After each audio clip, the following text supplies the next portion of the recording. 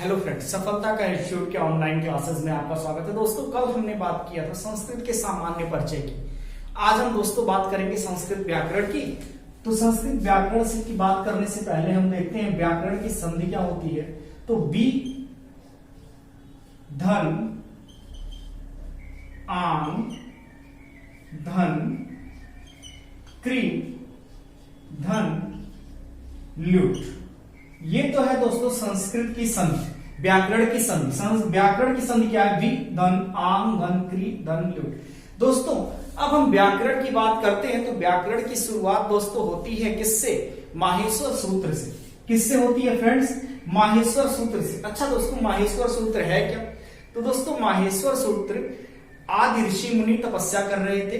किसकी? भगवान शिव की। आदि ऋषि मुनि भगवान शिव की तपस्या कर रहे थे और भगवान शिव ने प्रसन्न होकर उन्हें दर्शन दिया और नटराज शिव की अवस्था में आकर नृत्य करके उन्होंने अपने डमरू को 14 बार बजाया। तो सभी ऋषि मुनियों को तो आशीर्वाद लगा, लेकिन महर्षि पाणिनि, कल हमने आपको त्रिमुनि बताए थे, उसमें से हमने आपको एक महर्षि पाणिनि बताया था, लेकिन महर्षि पाणिनि को वह 14 सूत्र में पिरो दिए। लेकिन महर्षि पाणिनि ने उसको क्या किया? 14 सूत्र में पिरो दिया। ठीक है, तो यह जो शिव सूत्र क्या है? यह जो शिव सूत्र, क्योंकि यह निकला किससे? किससे निकला? भगवान शिव के डमरू से निकला। भगवान शिव के डमरू से निकला, इसलिए यह क्या कहलाया? शिव सूत्र कहलाया। और सूत्र क्यों कहलाया? क्योंकि इसे महर्षि पाणिनि ने सूत्र में पिरो दिया। ठीक है, शिव सूत्र। क्योंकि अब इसके और भी नाम है, क्योंकि शिव का एक नाम क्या है? महेश है। तो क्या हो गया? इसको क्या कहेंगे हम? माहेश्वर सूत्र। क्या कहेंगे? माहेश्वर सूत्र। ठीक है, अब शिव का एक नाम महेश है तो इसको क्या किया गया? माहेश्वर सूत्र कहा गया।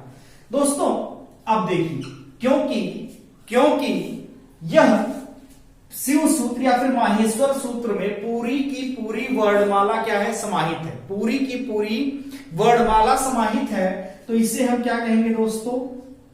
वर्ण समानाय सूत्र। क्या कहेंगे दोस्तों? इसको हम कहेंगे वर्ण समानाय सूत्र। ठीक दोस्तों, क्योंकि इसी माहेश्वर सूत्र से प्रत्याहार बनाया जाता है, इसलिए हम इसे कहते हैं प्रत्याहार सूत्र। क्या कहते हैं?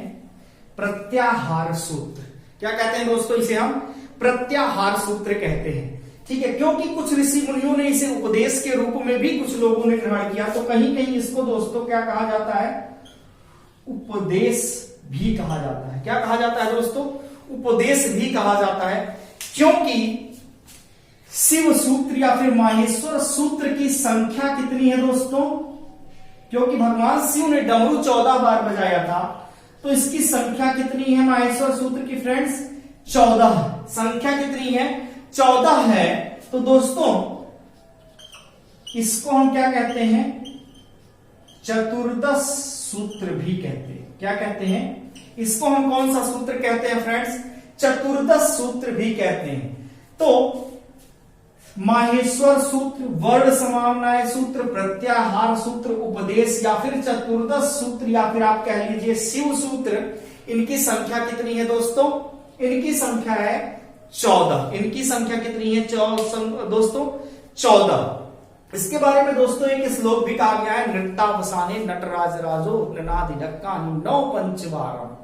ठीक दोस्तों, अर्थात 9 पंचवारम, अर्थात कि भगवान शिव ने नटराज की अवस्था में आकर के डमरू को बजाया। कितनी बार दोस्तों? 9 पंचवारम। 9 और 5 कितना होता है? 14 होता है। ठीक, तो दोस्तों ये तो था आपको छोटी छोटी जानकारी। दोस्तों, जितनी मैं बहुत अधिक डीप में नहीं पढ़ाऊंगा, ना तो बहुत अधिक फैला के पढ़ाऊंगा फ्रेंड्स, केवल आपको उतना ही पढ़ाया जाएगा जितना आपके टीईटी एग्जाम या सुपर टेट एग्जाम से रिलेटेड है। उससे अधिक कुछ भी नहीं बताऊंगा फ्रेंड्स। ठीक है, तो ये तो हो गया आपके माहेश्वर सूत्र के बारे में। अब दोस्तों, माहेश्वर सूत्र 14 है, तो उनके बारे में भी जान लीजिए। माहेश्वर सूत्र की संख्या हमने आपसे कहा कितनी है? 14 है। माहेश्वर सूत्र की संख्या कितनी है दोस्तों? 14 है। तो देखिए दोस्तों, हम आपको माहेश्वर सूत्र की संख्या 14 है, तो हम आपको लिख के बताते हैं। आ ई उ ड़, आयुड़, री लृ क, ऋलृक, ए ओ अंगा, क्या हो गया? एओं। ये हो गया ए औ और च, क्या हो गया? एओच, एओच। ठीक, अब देखिए हयवरट, हयवरट, हयवरट, लड़, लड़, यमंगणनम, या म न ड़ न म, क्या हो गया? यमंगणनम। अब क्या हो गया दोस्तों? झभई, झ भ और इया, क्या हो गया? झभई। अब क्या हो गया दोस्तों? घड़धस, घ ग ध और श, घड़धस। अब क्या होगा? जब गड़दस, ज ब ग ड़ द और स, जब गड़दस। फिर कपै, क्या होगा? क खप, कपै नहीं, जब गड़दस के बाद दोस्तों आता खप छट थच टतौ, क्या होगा? ख ह छ थ थ च ट त व, ख फ छ ठ थ च ट त व, ट त और व, खप छठ थच टतौ, कपै सस्सर और हल। क्या है? कपै सस्सर और हल, स और र, सस्सर और हल। तो फ्रेंड्स, ये आपके 14 माहेश्वर सूत्र हैं। ये आपके 14 माहेश्वर सूत्र हैं। पहला हो गया अ ई उ ड़, दूसरा हो गया रील री क, तीसरा हो गया ए ओंग, चौथा हो गया ए औ च, पांचवा हो गया ह य व र ट, छठवां हो गया ल ड़, सतवां हो गया इया म ङ ड़ न म, आठवां हो गया झ भ इया, नौवां हो गया घ ड ध स घड़दस, दसवां हो गया ज ब ग ड़ द स जबगड़दस, 11वां हो गया ख फ छ ठ थ च ट त व खप छट थच टतौ, और 12 हो गया क प या कपै, 13 हो गया स और र सस्सर, और 14 हो गया फ्रेंड्स हल। ये हो गया फ्रेंड्स आपका माहेश्वर सूत्र। दोस्तों, केवल माहेश्वर सूत्र से टीईटी के एग्जाम में 2 से 3 प्रश्न पूछ लिए जाते हैं। इसको बेहद इंपॉर्टेंट है फ्रेंड्स, इसको याद करना बहुत जरूरी। अब देखते हैं माहेश्वर सूत्र के बारे में फ्रेंड्स। अब देखते हैं और छोटी छोटी बातें माहेश्वर सूत्र के बारे में फ्रेंड्स। तो ध्यान दीजिएगा, यह अंतिम वर्ड पे, माहेश्वर सूत्र के अंतिम वर्ड पे हलंत लगा हुआ है। अंतिम वर्ड पे देखिए दोस्तों, हलंत लगा हुआ है सब पे। इस हलंत वाले वर्ड को हम कहते हैं इत संज्ञक। क्या कहते हैं? इत संज्ञक वर्ड। जो हलंत वाले वर्ड हैं इनको हम क्या कहते हैं दोस्तों? इत संज्ञक वर्ड। क्या कहते हैं? ध्यान देते रहिएगा फ्रेंड्स, लिखते रहिएगा। जो अंतिम हलंत वर्ड है इसको हम क्या कहते हैं दोस्तों? इत संज्ञक वर्ड। क्या कहते हैं? इत संज्ञक वर्ड। पूछा जाता है अंतिम हलंत वर्ड को हम क्या कहते हैं, तो क्या कहते हैं? इत संज्ञक वर्ड। अच्छा, तो इत, अब एक क्वेश्चन यहीं से और बनता है, इत संज्ञक वर्ड को इत संज्ञा करने वाला सूत्र कौन सा है? तो पूछा जाता है इत संज्ञा करने वाला सूत्र। इत संज्ञा करने वाला सूत्र पूछा जाता है। इत संज्ञा करने वाला सूत्र दोस्तों, तो क्या हो जाएगा? हलंत्यम हो जाएगा। ह ल अदना त यम, हलंत्यम। क्या हो जाएगा? हलंत्यम हो जाएगा। ठीक है। इत संज्ञा करने वाला सूत्र क्या हो जाएगा? हलंत्यम। अर्थात जिस वर्ड पे हलंत लग जा रही है और रहा है उसका क्या हो जा रहा है? इत संज्ञक हो जाए। ठीक है। तो इत संज्ञक आप दोस्तों देखिएगा, हम जब माहेश्वर सूत्र को गिनते हैं, माहेश्वर सूत्र में जब हम वर्णों को गिनते हैं 1 2 3 4 5 6 7 8 9, ठीक, दोस्तों जब माहेश्वर सूत्र को हम गिनते हैं तो इसमें अंतिम हलंत वर्ण को छोड़ देते हैं। माहेश्वर सूत्र में जब हम वर्णों को गिनते हैं तो अंतिम हलंत वर्ण को छोड़ देते हैं, तो अंतिम हलंत वर्ण का लोप हो जाता है किस सूत्र से? तो फिर एक क्वेश्चन पूछा जाए दोस्तों, इत संज्ञक वर्णों को लोप करने वाला सूत्र क्या है? इत संज्ञक वर्णों को लोप करने वाला सूत्र, लोप करने वाला सूत्र। इत संज्ञक वर्णों को लोप करने वाला सूत्र दोस्तों होता है तस्य लोपः। क्या होता है? इत संज्ञक वर्णों को लोप करने वाला सूत्र दोस्तों होता है तस्य लोपः। ठीक, अब फ्रेंड्स आपसे यही एक क्वेश्चन और पूछता है कि आखिर में इत संज्ञक वर्णों का प्रयोग किस लिए होता है? इत संज्ञक वर्णों का प्रयोग किस लिए होता है? इत संज्ञक वर्णों का प्रयोग, तो दोस्तों इत संज्ञक वर्णों का प्रयोग होता है प्रत्याहार बनाने के लिए। किसके लिए होता है? प्रत्याहार बनाने के लिए फ्रेंड्स इत संज्ञक वर्णों का प्रयोग होता है। ध्यान से देख लीजिएगा दोस्तों, इत संज्ञक वर्णों का प्रयोग किसके लिए होता है? प्रत्याहार बनाने के लिए इत संज्ञक वर्णों का प्रयोग किया जाता है, या आपसे एग्जाम में क्वेश्चन पूछा जा सकता है। तो दोस्तों बात आ गई कि प्रत्याहार बनाने के लिए इत संज्ञक वर्णों का प्रयोग होता है। ठीक है, इसको दोस्तों मिटा देगा। हमने आपसे कहा इत संज्ञक वर्णों का प्रयोग किसके लिए होता है? प्रत्याहार बनाने के लिए। ठीक है, तो इत संज्ञक या जो वर्ड है इनका प्रयोग होता है प्रत्याहार बनाने के लिए। तो प्रत्याहार क्या है? ठीक, प्रत्याहार बनाने के लिए। ठीक है, तो दोस्तों प्रत्याहार बनाने के लिए तो सबसे पहले ही क्वेश्चन पूछ लिया जाता है फ्रेंड्स कि प्रत्याहार बनाने के लिए इत संज्ञक वर्णों का प्रयोग होता है। ठीक है, लेकिन अभी थोड़ा सा दोस्तों इसमें माहेश्वर सूत्र में एक दो चीजें और जान लीजिए थोड़ा सा। ठीक है, अब इस प्रत्याहार से पहले ही जान लीजिए, क्योंकि प्रत्याहार का हमने कहा कि प्रत्याहार बनाने के लिए प्रयोग होता है। ठीक है, तो प्रत्याहार क्या है इसको हम बता देंगे। ठीक है, अब क्वेश्चन यहां और पूछा जाता है, क्योंकि यह जो हलंत लगा हुआ है या इत संज्ञक वर्ड है, तो क्वेश्चन आपसे पूछा जाता है किस इत संज्ञक वर्ड का प्रयोग माहेश्वर सूत्र में 2 बार हुआ है?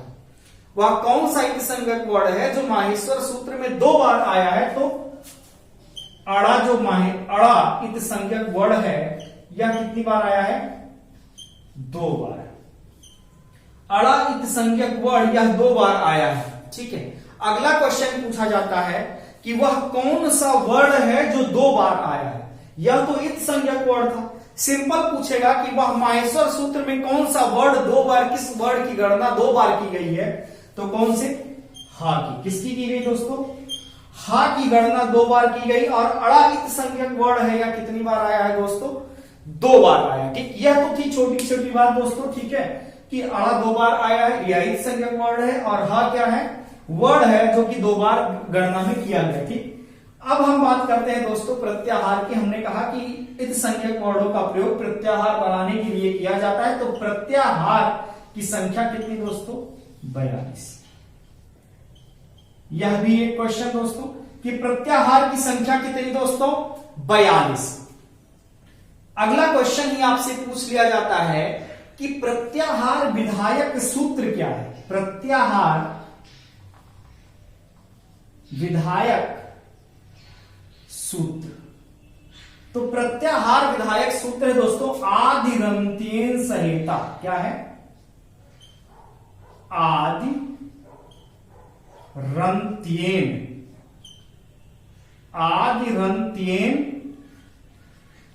संहिता। संहिता का मतलब हो गया 7। संहिता का मतलब क्या हो गया? 7। आदि का मतलब होता है पहले, और ये हो गया अंत। ठीक है, यानी अंत वाले वर्ड को लीजिए और अंत से पहले वाले वर्ड को लेंगे तो प्रत्याहार बनेगा। क्या हो गया? अंत का वर्ड मतलब इत संज्ञक वर्डों को लीजिए, अंत का वर्ड का मतलब इत संज्ञक वर्डों को लीजिए और उसके पहले के वर्ड को लीजिए, तो क्या बनेगा दोस्तों? माहेश्वर सूत्र बनेगा, प्रत्याहार बनेगा। क्या बनेगा दोस्तों? प्रत्याहार बनेगा। ठीक है, तो प्रत्याहार विधायक सूत्र दोस्तों क्या है? आदिरंत्येन संहिता। ध्यान से याद रखिएगा दोस्तों, पूछा जाता है। और प्रत्याहार की संख्या कितनी है? 42 है। प्रत्याहार की संख्या कितनी है दोस्तों? 42 है। प्रत्याहार विधायक सूत्र आदि ग्रंथीय संहिता। अब हम आपको दोस्तों प्रत्याहार बना के दिखाते हैं कि प्रत्याहार बनेगा कैसे। अब हम आपको दोस्तों प्रत्याहार बना के दिखाते हैं कि प्रत्याहार बनेगा कैसे। कह रहा था कि प्रत्याहार बनाने वाला सूत्र है आदि ग्रंथीय संहिता। आदि का मतलब हो गया अंत वाला वर्ड। चलिए हम अयोच के च को ले लेते हैं। क्या अयोच के क्या ले लेते हैं दोस्तों? च को ले लेते हैं और आयुड़ के आ को ले लेते हैं। आयुड़ के आ को ले। जरूरी नहीं कि दोस्तों एक ही माहेश्वर सूत्र के दोनों वर्ड हो। जरूरी नहीं कि एक ही माहेश्वर सूत्र के दोनों वर्ड हो। दो अलग अलग माहेश्वर सूत्र के वर्ड हो सकते हैं। तो हमने आयुड़ के आ को ले लिया और अयोच के चा को ले लिया। ये हो गया अच। क्या हो गया? अच। अब आप ध्यान से देखेंगे फ्रेंड्स तो आ, ई, उ, री, री, ए, ओ, ऐ, औ। आप देख रहे होंगे ये सारे के सारे क्या है दोस्तों? स्वर है। सारे के सारे क्या है? स्वर हैं। तो दोस्तों अच अर्थात स्वर प्रत्याहार। अच अर्थात स्वर प्रत्याहार। अच अर्थात स्वर प्रत्याहार। स्वर की संख्या कितनी हो गई दोस्तों? 9 हो गई। स्वर की संख्या कितनी हो गई दोस्तों? 9 हो गई। ठीक। तो आपको एक चीज पता चला। और यह कितने प्रत्याहार कितने सूत्रों में प्रभावित है? 4 सूत्रों में। यहां से 3 क्वेश्चन। यहां से 3 क्वेश्चन कि अच कितने सूत्रों में प्रभावित है? 4 सूत्रों में। अच की संख्या कितनी है? 9। और कौन सा प्रत्याहार ठीक है स्वरों को बताता है? तो अच प्रत्याहार। ठीक। अब देखिए आप फ्रेंड्स, हयवरट के हा को ले लीजिए। हयवरट के हा को ले लीजिए और हल के ला को ले लीजिए। ठीक है। हयवरट के हा को ले लीजिए और हल के ला को ले लीजिए। तो एक प्रत्याहार फ्रेंड्स आप बना लेंगे। कौन सा? हल प्रत्याहार। कौन सा प्रत्याहार बना लेंगे दोस्तों? हल प्रत्याहार बना लेंगे। ठीक है। अब हल प्रत्याहार जब आप बना लेंगे दोस्तों, ठीक है, तो देखेंगे आप हा या व र ल यम गण नम झ घड़ा ध स ज ब गड़ ख फ छ। देखेंगे आप तो ये सारे के सारे क्या है? व्यंजन है। तो हल को हम दोस्तों क्या कहते हैं? व्यंजन प्रत्याहार कहते हैं। हल को हम क्या कहते हैं? हल को हम व्यंजन प्रत्याहार कहते हैं। कौन सा प्रत्याहार कहते हैं? व्यंजन प्रत्याहार कहते हैं हल को। और यह कितने सूत्रों में प्रभावित है? 4। अगर यहां न चला गया दोस्तों तो आपके पास बचा कितना? बचा कितना दोस्तों? 10। कितना बचा? 10। ठीक है। तो 10 सूत्रों में आपका क्या है? व्यंजन है। 10 सूत्रों में आपका क्या है? व्यंजन है। और एक ही संख्या कितनी है दोस्तों? 33 है। कितनी है? 33। ठीक। तो हल की संख्या कितनी है? 33 है। हल कितने सूत्रों में प्रयोग है? 10 सूत्रों में। और यह व्यंजन प्रत्याहार है। क्या है? व्यंजन प्रत्याहार है। ठीक। तो आपको हमने 2 प्रत्याहार बताया। ठीक है। अब देखिए स्वर प्रत्याहार, इसको हम मिटा देते हैं फ्रेंड्स। पहले हम अब आपको स्वर प्रत्याहार के बारे में पूरा बता देते हैं। हमने आपको यह क्लियर कर दिया कि अच 1 2 3 4 आयुड़ के आ से अयोच के चा तक अच है और हैवरट के हा से हल के ला तक क्या है? व्यंजन है। ठीक। अब हम आपको अच के बारे में दोस्तों बता देते हैं थोड़ा, और कल हम आपको फिर बताएंगे हैवरट यानी कि हल के बारे में, व्यंजन के बारे में। आज हम आपको स्वर के बारे में। तो देखिए दोस्तों, अब हम आपको अच के बारे में बताते हैं। ठीक है। हमने कहा आयुड़ के आ से, आयुड़ के आ से और अयोच के चा तक, आयुड़ के आ से अयोच के चा तक बना अच। कौन सा प्रत्याहार बना? अच प्रत्याहार। और अच प्रत्याहार के अंतर्गत आएंगे आ, ई, उ, री, ली, ए, ओ, ऐ और औ। कितने वर्ड फ्रेंड्स? 9 वर्ड। कितने वर्ड आ गए दोस्तों? 9 वर्ड। अब आप आयुड़ के आ को लीजिए और अड़ा को लीजिए। बनने का कौन सा प्रत्याहार दोस्तों? अड़ प्रत्याहार। और अड़ प्रत्याहार के अंतर्गत केवल और केवल 3 वर्ड आ, ई और उ। कौन से वर्ड? केवल और केवल 3 वर्ड। ठीक। अब देखिए दोस्तों, आयुड़ के आ से, आयुड़ के आ से और यहां तक ऋ के क तक आप लेंगे तो बनेगा कौन सा प्रत्याहार फ्रेंड्स? अक प्रत्याहार। और अक प्रत्याहार के अंतर्गत आएगा अ, ई, उ, री और लृ। आ, ई, उ, री और लृ। तो फ्रेंड्स इन्हें हम कहते हैं मूल स्वर। क्या कहते हैं? मूल स्वर। आ, ई, उ, री, लृ, इन्हें हम क्या कहते हैं फ्रेंड्स? मूल स्वर कहते हैं। क्या कहते हैं संस्कृत में? इन्हें हम मूल स्वर कहते हैं, आ, ई, उ, री और लृ को। अब दोस्तों अयों के ए को ले लीजिए और इसी के अंगा को ले लीजिए, एक प्रत्याहार बने। एयों के ए को ले लीजिए और अंगा को ले लीजिए, बनेगा क्या? एयों। क्या बनेगा? एयों बनेगा दोस्तों।